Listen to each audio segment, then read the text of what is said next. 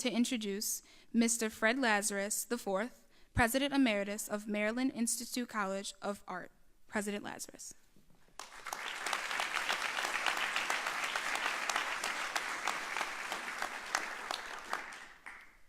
President Molla, members of the Board of Trustees, faculty, staff, students, special welcome to Mike's family, who I've been wanting to meet for decades, and another greeting to many of my former colleagues from MICA who are here as well. Let me begin with my first reference to the ampersand theme that the mayor so wonderfully talked about by congratulating both Mike and PCA&D. I am already convinced that this is a great decision for both of you, and you will make magic together. And now, after having heard the mayor, I know that there's another "and" here, and that this community is going to be a third partner in making that magic happen. I would also like to say that having just seen the video and having talked to Sammy over the last couple weeks a number of times, how sorry he was that he couldn't be here in person. He is so excited about this journey for Mike and for PCA&D and what you all are going to be doing together. And he's so sorry that he's not here in person to have delivered those remarks. Mike, I love calling you President Molla. You are so ready and prepared for this position. And all I can say is I hope PCA&D and Lancaster is as ready as you are. Your energy, your drive, your passion, your warmth, and your sense of humor all are here ready to go. As I have been thinking about today, I reflected on our hundreds, maybe thousands, of informal lunches together at various venues on MICA's campus, our dozens of days we spent together in retreats and staff meetings, the numbers of issues we worked on together, whether they were a fire in the CSX tunnel next to our Mount Royal Station building, or the flood of our library due to a water main break on the street in front of the building, or the loss of a cherished member of the MICA community, or a leadership challenge in one of our local community organizations. You were always the first person I would call and talk to. You were always the person on site, ready with your cool head and perfect judgment. Your engagement in every aspect of MICA and your devotion to all members of our community are the qualities that will make you a great president here at PCA&D.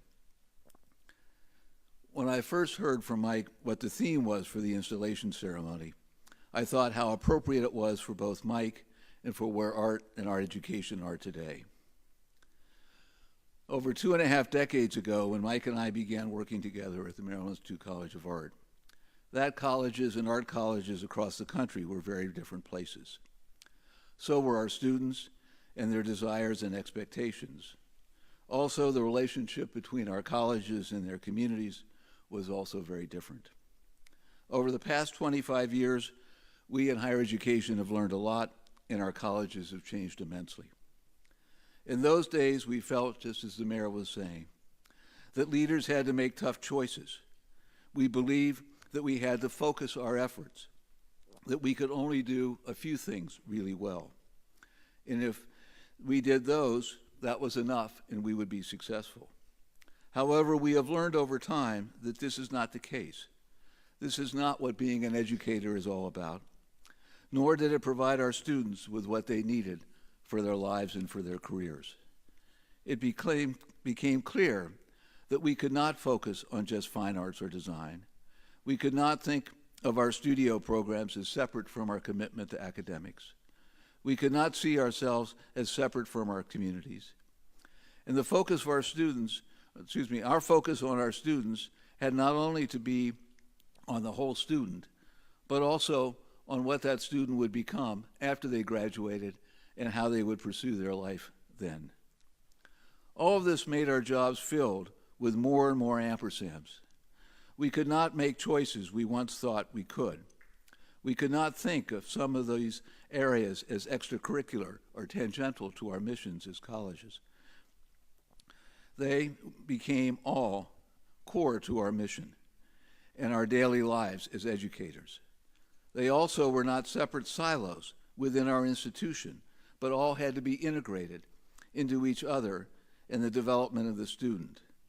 Yes, our lives were not about doing, as was just said, either this or that. It was about doing both and. You have chosen a leader who not only understands this, but has practiced it for decades.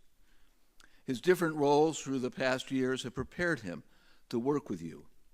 No one understands better that alums of the future need an education that is as strong in the liberal arts as it is in the studio. There will not be a day in each of these alums' graduate lives in their professional careers when the intellectual base that they have developed here will not influence their work and their success. The professional experiences that these students gain in internships or projects in the community, or done in classes, or done through community service projects such as you did this morning, will give them more than a line on their resume. These experiences will give them the skills in their disciplines and interpersonal skills to work with others and to take tasks through to completion. These experiences will clarify and shape their passions, and they will be essential to any other aspects of their education that they experience here at PCA&D. In my early years at MICA, the faculty participated in a planning retreat that began to define the qualities and characteristics that define the alums that they as faculty members were most proud of. I was fascinated that day to hear the breadth of what was on that list. It made all of us realize how broad our mission was, and as educators that we did not have the luxury of being able to focus on a limited number of things. It made all of us realize that our jobs as educators was to figure out how to foster and instill all those skills that they talked about, all the values, all the capabilities that were required of our students when they move forward with their lives. Even though we had 4 years to work with our students, and we provided them with 40 courses over the course of that time, the time that we had with them was exceptionally short. In fact, it was too short to do all that we wanted to do if we were going to build these capabilities amongst our students. We realized very quickly that we had to basically put those parts together and that each component of the experience had to relate to other components and be integrated together. This is what a great program like the one that Joseph Albers made happen at Black Mountain in North Carolina was all about. Quite a few years ago, I had an opportunity to see firsthand another program that just did this same thing. In the Delaware Water Gap, not that far from here, there was a painting program taught by a brilliant gentleman named Raoul Middleman. This program, like Black Mountain, created a holistic educational experience for the students. Raoul painted with his students so they could not only benefit from his instruction, but benefit from watching him address the same challenges they were in trying to deal with a changing light in the woods of Pennsylvania. He also, in their crits every single night, would reference artists that he had seen and paintings that he had seen as he traveled around the world. And he would relate these works of art to the challenges that the students were discussing that evening. He also brought into his painting program naturalists from the Park Service to talk about the environment and the changing nature of it so that they could understand from a natural perspective what they were looking at and what they were painting. And then to top it all off, he would have them read poetry from 19th century poets that focused on the landscape, such as Thoreau and Emerson, to give a different perspective to their educational experience. I mentioned this program, like Black Mountain, because it created that holistic learning experience. It did not have silos. Everything that was taught was connected to everything else. This is what the ampersand is all about. It is about the unity of putting together things that once were considered separate. This is what the eye of an artist and designer does every day. It is also what we must do as educators going forward. Creating the environment where this synergistic experience can happen is very hard. I can tell from experience that it is even harder when you're dealing with a larger institution. The models that I have mentioned this morning, or this afternoon, have one thing going for them. Both of them were very small. PCA&D, in my opinion, has a great opportunity to create this same kind of unified experience for its students because it is also small. You already are a tight community. It was evident from the film that you just saw, and it's evident from everybody I've met in my short period here.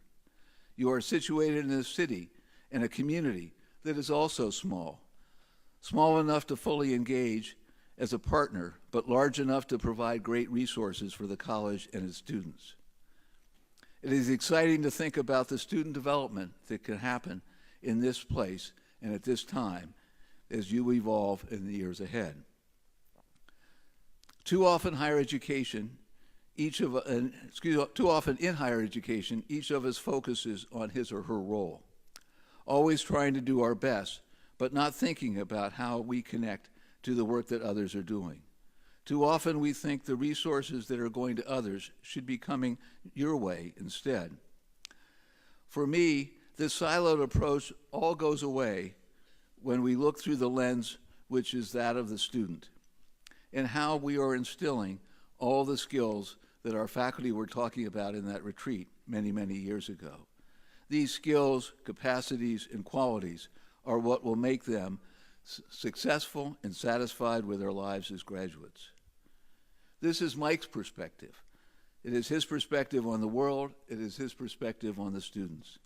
It began in his early career in student affairs, and it has permeated everything he has done in higher education ever since.